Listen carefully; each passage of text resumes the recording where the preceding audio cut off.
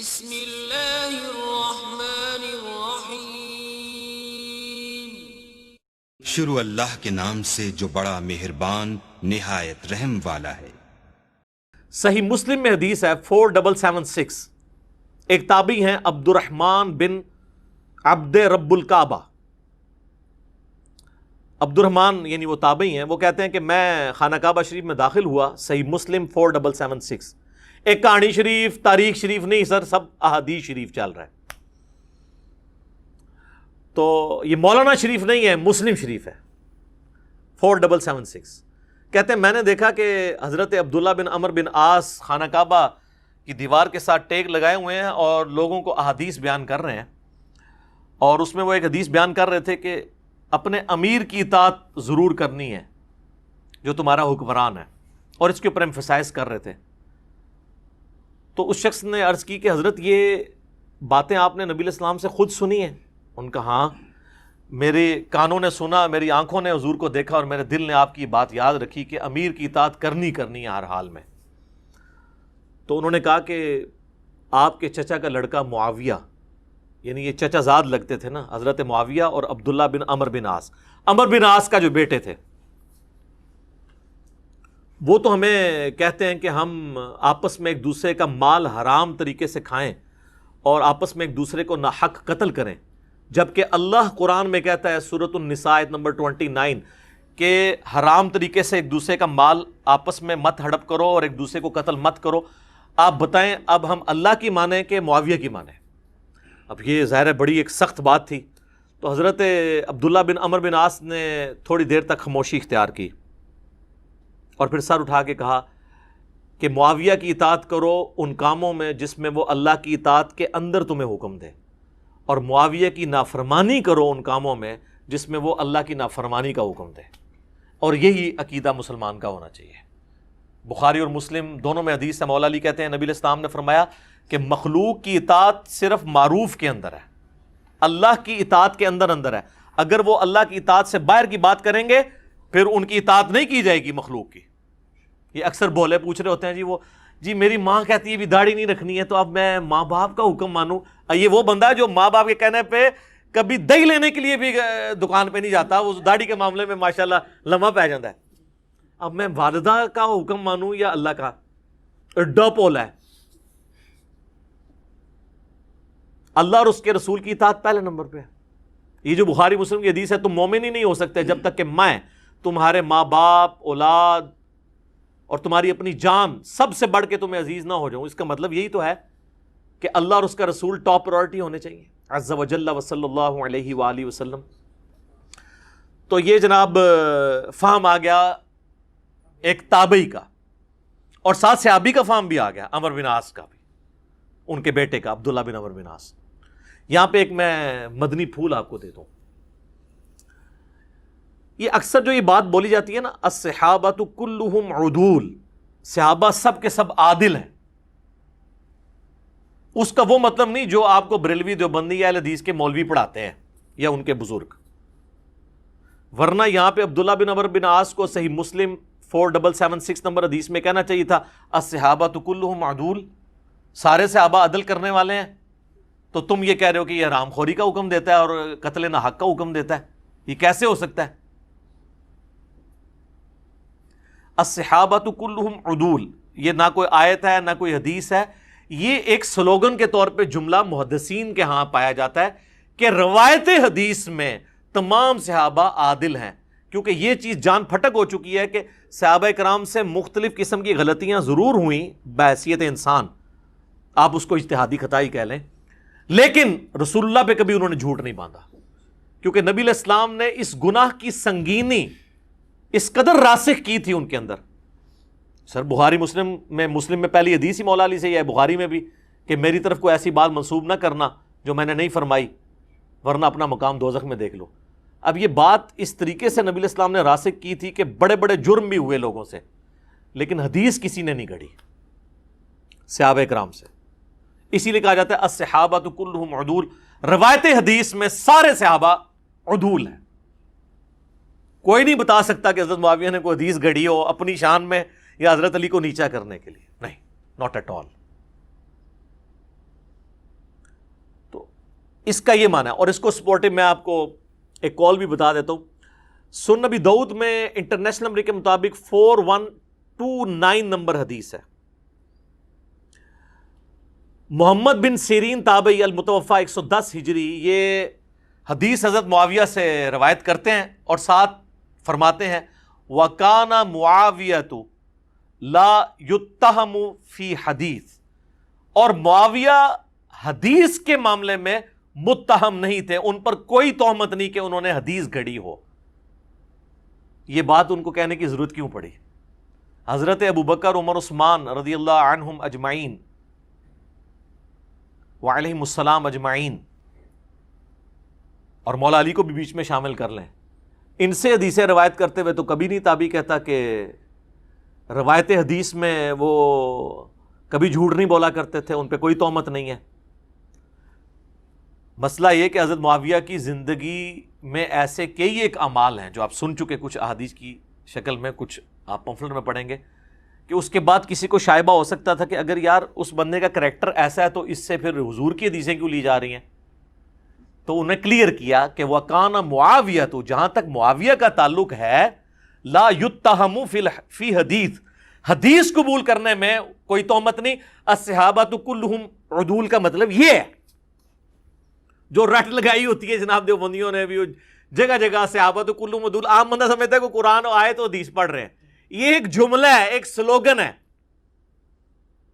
اور وہ بھی صحیح معنی نہیں اس کا بیان کرتے کہ عدول کا مطلب کیا ہے. وہ ابن سیرین کا میں نے حدیث کی کتاب ابو داؤد سے بیان کر دیا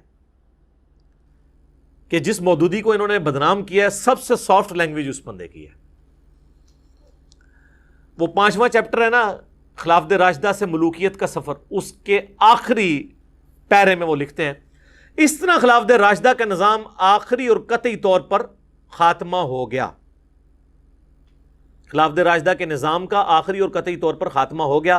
خلافت کی جگہ شاہی خانوادوں نے لے لی، اور مسلمانوں کو اس کے بعد سے آج تک پھر اپنی مرضی کی خلافت نصیب نہ ہو سکی. حضرت معاویہ کے محامد اور مناقب اپنی جگہ پر ہیں، ان کا شرف صحابیت بھی واجب الاحترام ہے، ان کی یہ خدمت بھی ناقابل انکار ہے کہ انہوں نے پھر سے دنیا اسلام کو ایک جھنڈے تلے جمع کیا اور دنیا میں اسلام کے غلبے کا دائرہ پہلے سے زیادہ وسیع کر دیا. ان پر جو شخص لان اور تان کرتا ہے وہ بلا شبہ زیادتی کرتا ہے، لیکن ان کے غلط کام کو تو غلط کہنا ہی ہوگا.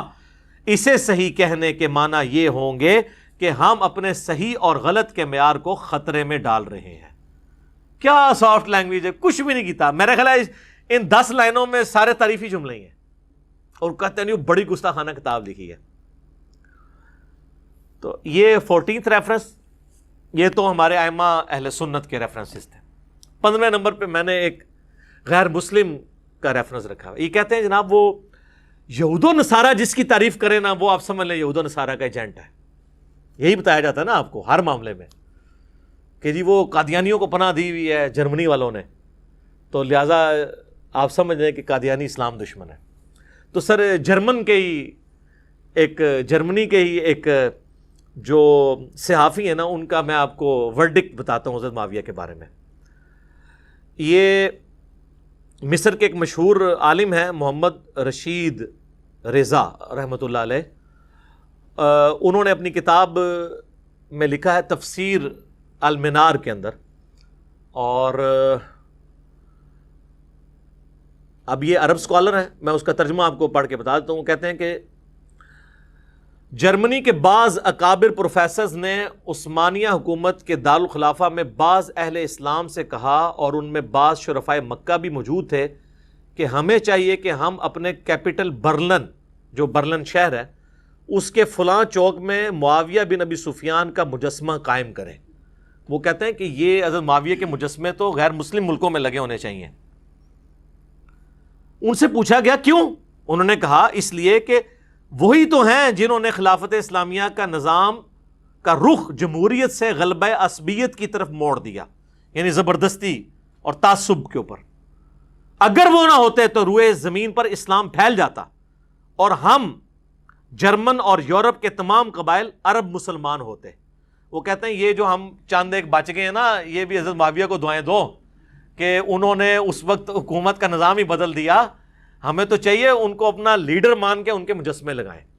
یہ میں نے حوالہ اس لیے رکھا ہے 15 نمبر پہ کہ ہمیں تو یہی بچپن سے بتایا جاتا ہے نا کہ جس کی یہود و نصارہ تعریف کریں نا اس حوالے سے تو وہ آپ کو پتہ چل جائے گا کہ اسلام کے خلاف کیا.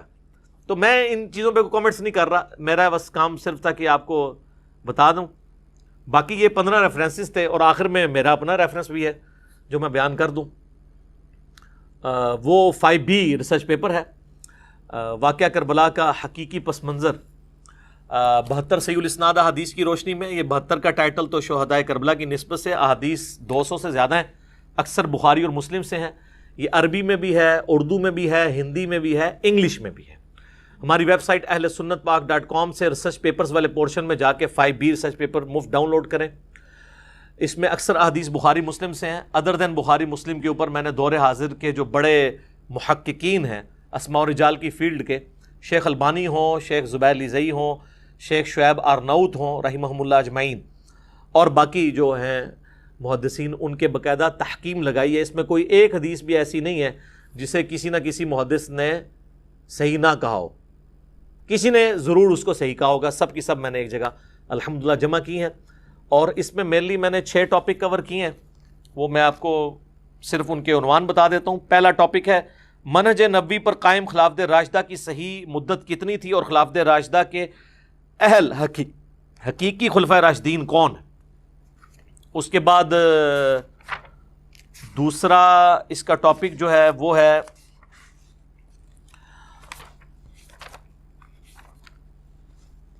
خلیفہ راشد سے بغاوت بدعت ہے. جنگ جمل صفین اور نہروان میں سیدنا علی کی حقانیت اور شہادت سیدنا عثمان رضی اللہ تعالیٰ عنہ.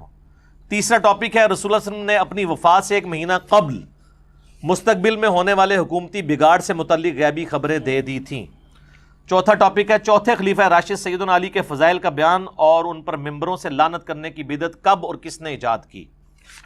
اس کے بعد پھر 5واں ٹاپک ہے حضرت معاویہ رضی اللہ تعالیٰ عنہ کو حکومت مل جانے کے بعد سے بتدریج امت پر کیسی ملوکیت مسلط ہوئی اور اس کا بھیانک نتیجہ کیا نکلا. اور پھر 6واں ٹاپک ہے سیدنا حسین کے فضائل کا بیان اور یزید ابن معاویہ کی ملوکیت میں اس کے گورنر عبید اللہ ابن زیاد کے ذریعے مظلومانہ شہادت.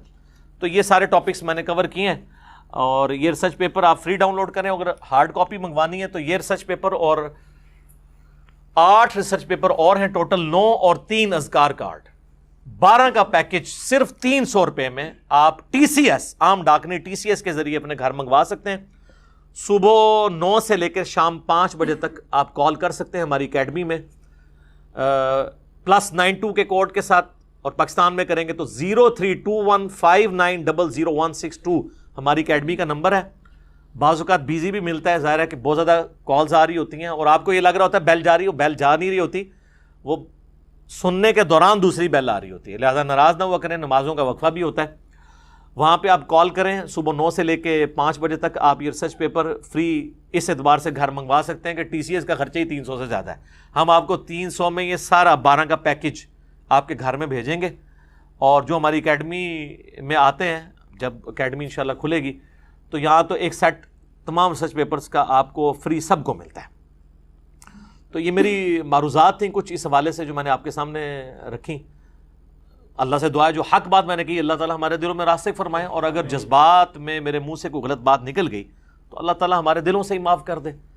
سبحانک اللہم و بحمدک اشہد ان لا الہ الا انت استغفرک و اتوب الیک وما علینا الا البلاغ المبین. جزاکم اللہ خیرا.